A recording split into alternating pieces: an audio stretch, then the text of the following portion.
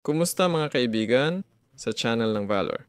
Ngayon, ipapakita ko paano ayusin ang problema sa koneksyon. Okay? I-restart ang client para muling kumonekta sa Valorant.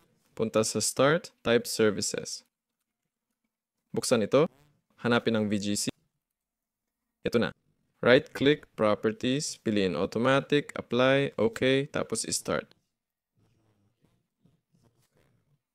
Hintayin magsimula, isara ang window. Sunod, buksan ang System Configuration sa Start Services tab.